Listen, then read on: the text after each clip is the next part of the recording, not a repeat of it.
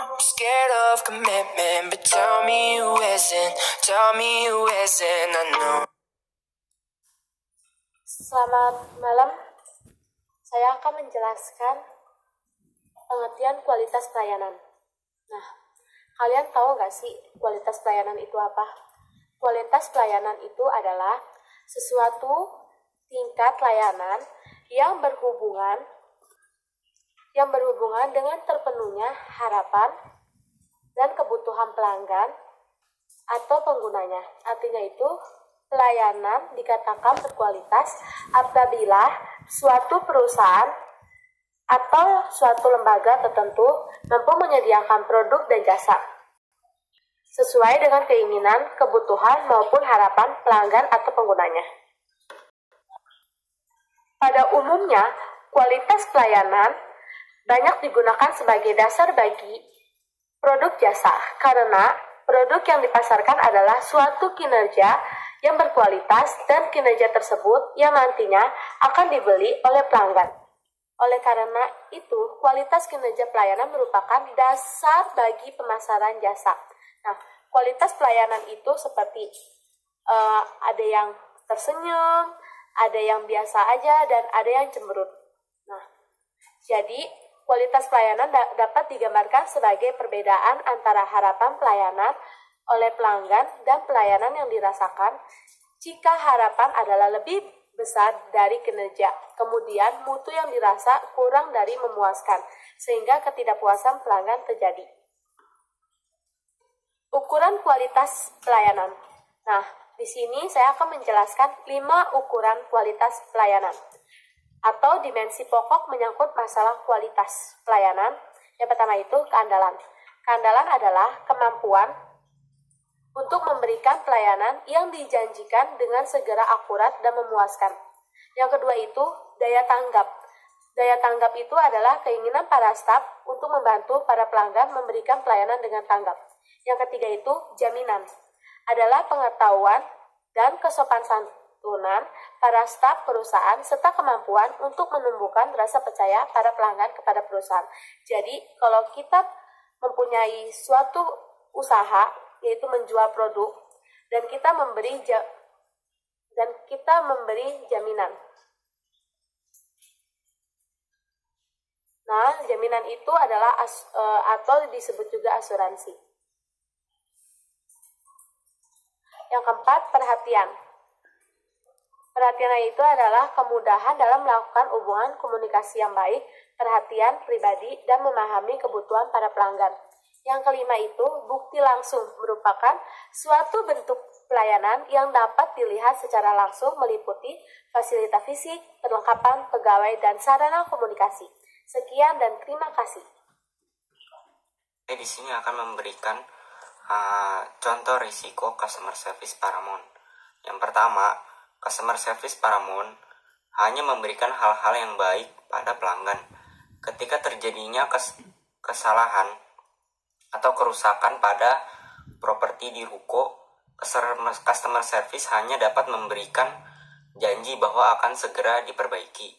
Yang kedua, adanya keluhan dari pelanggan karena servis dari customer service yang kurang baik dalam menanggapi masalah.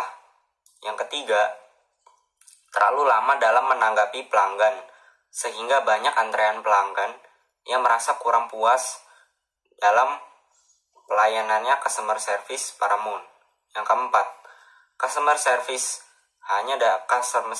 Paramount hanya dapat berdalih ketika terjadi kerusakan, bahwa masa garansi sudah habis, dan lain-lain.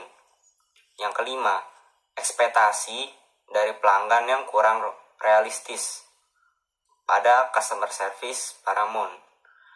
Customer service hanya memberikan respon positif terhadap ruko yang dijual dan dengan kekurangan yang seminimal mungkin, ketika realitanya tidak sebanding dengan yang dikatakan customer service. Ketika ruko sudah dijumpai, tidak sebagus apa yang diceritakan customer service kepada pelanggan. Jadi di situ letak di mana ekspektasi dari pelanggan yang kurang dari realitanya. Oke, kemudian ada beberapa dampaknya. Di antaranya yang pertama, pelanggan akan memutuskan hubungan bisnis dengan kita karena mendapatkan perilaku yang kurang baik. Yang kedua, rata-rata pelanggan yang puas dengan customer service akan bercerita ke 9 temannya. Sedangkan yang tidak puas, mereka akan bercerita ke 16 orang teman lainnya. Atau hampir dua kali lipatnya. Kemudian, pelanggan mencari interaksi yang lebih baik dengan perusahaan atau kita customer service. Interaksi yang baik akan menghasilkan jumlah transaksi yang lebih besar juga terhadap pelanggan. Hal ini membantu meningkatkan keuntungan bisnis kita. Kemudian customer online merekomendasikan juga merek kepada teman-temannya dan orang lain setelah mendapatkan pengalaman baik dari customer service. Channel konflik atau yang kita ketahui yaitu konflik saluran adalah tentang perselisihan atau ketidaksepakatan di antara perusahaan anggota dalam saluran distribusi tertentu mengenai peran dan tujuan distribusi. Terus contoh channel konflik itu apa sih? Kita tahu kan kalau Paramount itu adalah perusahaan yang bergerak di bidang properti. Kalau misalkan Paramount itu ngejual sebuah ruko di daerah Serpong, pasti ada yang jadi saingannya. Kita ambil contoh, seperti PT Bumi Serpong Damai. PT Bumi Serpong Damai itu juga perusahaan yang bergerak di bidang properti dan menjual ruko-ruko juga di daerah Serpong. Nah, hal ini membuat keuntungan dan penjualan Paramount jadi berkurang. Kenapa berkurang? Karena kan mereka akan bersaing terus supaya bagaimana cepet-cepetan dapat penjualan terbanyak. Implementation risk adalah risiko yang terjadi ketika menjalankan langkah-langkah digital marketing.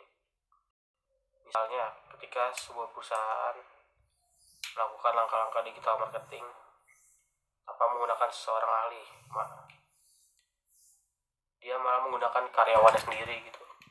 Nah, karena karyawannya tidak memiliki cukup ilmu di digital marketing, sehingga rencana yang dibuat pada awal itu menuju ke arah yang salah atau bisa juga mengalami kegagalan.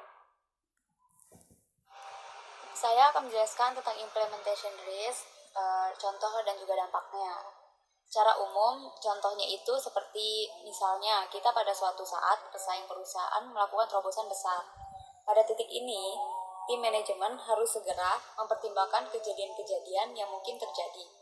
Kemudian menentukan apakah dampak yang akan dirasakan oleh perusahaan baik atau buruknya. Setelah itu, menentukan bagaimana perusahaan tersebut akan merespon terhadap risiko tersebut. Jadi kesimpulannya itu seperti risiko besar akan ditemui pada perusahaan bisnis. Ada perusahaan tidak menggunakan pembukuan dengan benar. Tanpa pembukuan, perusahaan akan menghadapi berbagai masalah yang akan terjadi di kedepannya. Ruko sensitif terhadap krisis ekonomi karena merupakan tempat berdagang. Jika kondisi ekonomi memburuk, maka bisa jadi sebagian pedagang akan menghentikan aktivitas berdagangnya. Hal ini tentu berbeda dengan bisnis rumah sewa yang merupakan kebutuhan primer. Prospek bisnis ruko sangat bergantung pada lokasi.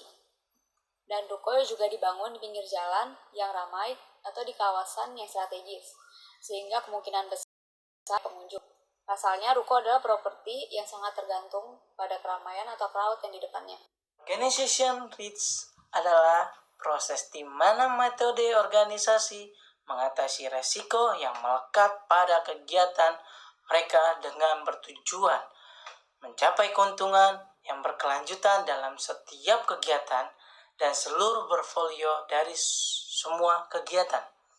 Menurut para ahli, menurut Dejo Sohedarso mendefinisikan manajemen risiko adalah pelaksanaan fungsi-fungsi manajemen dalam penanggulangan risiko, terutama risiko yang dihadapi oleh organisasi, contohnya perusahaan, keluarga, dan masyarakat.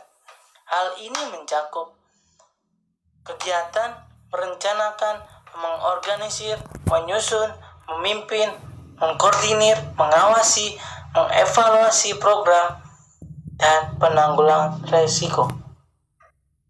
Contoh dari organization reach. Misalnya ada satu orang pemilik perusahaan dan pesaingnya ini membuat suatu terobosan besar.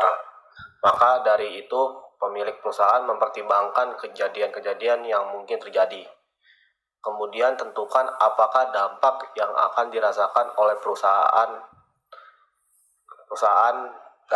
baik atau buruknya. Setelah itu tentukan bagaimana perusahaan Anda akan merespon terhadap resiko tersebut. Terakhir, harus mengawasi kegiatan perusahaan supaya berjalan sesuai dengan tanggapan yang telah ditentukan sebelumnya. Paramount sudah memasarkan ruko 2 lantai dengan harga 1M melalui situs web dan iklan di media sosial. Mereka berpikir sudah memasang iklan dan tinggal menunggu respon dari peminat ruko 2 lantai dengan harga 1M. Sebenarnya, ini kurang efektif karena pemasaran digital dapat gagal jika tidak dikelola dengan memadai. Proses perencanaan dan peninjauan yang buruk dan dengan tanggung jawab dan tujuan yang didefinisikan dengan buruk yang menyebabkan kurangnya peminat.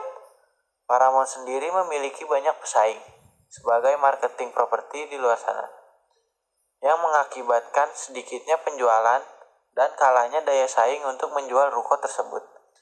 Namun, tidak ada evaluasi dari organisasi perusahaan untuk mengembangkan pemasarannya dan meningkatkan penjualannya.